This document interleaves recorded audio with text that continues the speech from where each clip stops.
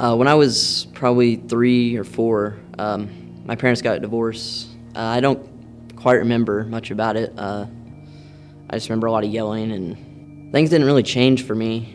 I went and saw my dad on the weekends, and I stayed in school with my mom during the weeks.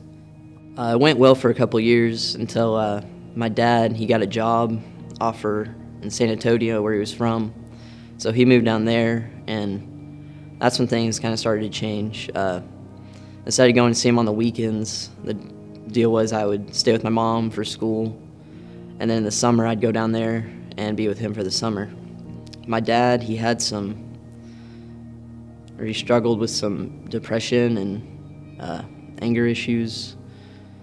And after a couple years of that, I decided that I didn't want to go down with my dad. I didn't want to leave my friends. I had my mom call my dad, and after an argument, I decided to stay with my mom for the summer.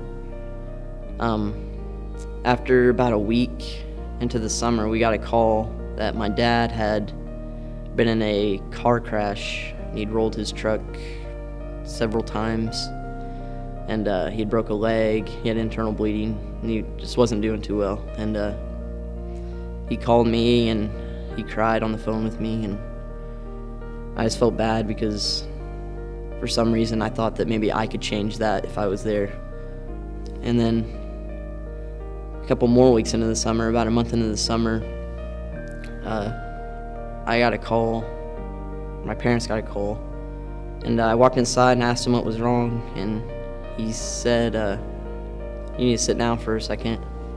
And then my mom came in, and they sat me down, and they told me that my dad he'd committed suicide. Needless to say, I was devastated. There was a lot of anger and guilt, just emotion that I couldn't express. I didn't know how to deal with myself. I went a whole year just crying myself to sleep at night because I thought that it was my fault, that if I was there, my dad would not have shot himself. The way I coped was I tried to be something I wasn't. I tried to fit in. I tried to be cool. I just went through all these phases, and nothing really satisfied me. I was just lost, and I didn't know what I was doing. But my 8th grade year, that summer, I went to False Creek for the first time, and honestly, I didn't get anything out of it because I was focused on other things, and I didn't have my heart anywhere near the Lord. But the year after that, I remember going to the tabernacle service, and for the first time, I had let something into my heart. I wasn't sure what it was at the time. It was different. I never felt anything like that. It was a comfort that I'd never felt before. And then the next night, Caden asked me if I was a Christian, and automatically I was offended and was kind of taken back, and I kind of blew it off. And that night I started thinking about some things. I wondered, how is everyone so happy? Why don't I have joy? I found the answer.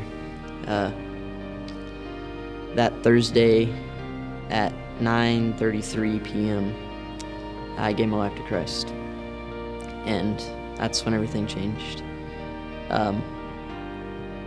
I no longer felt those feelings of guilt and anger and sadness, and I no longer was bound to hatred of myself, and instead I could focus on the blessings and grace God has given to me. God has given me a stepdad, and he's been every bit of a father to me that my biological dad could be, and I'm so grateful for that, and I thank God for that. He's also given me a family that loves me beyond anything else. And most of all, He's given me comfort in Him, redemption through the blood of Christ. And in that, I have a Father who loves me more than any biological father ever could. My name's R.C. Strout, and this is my story of grace.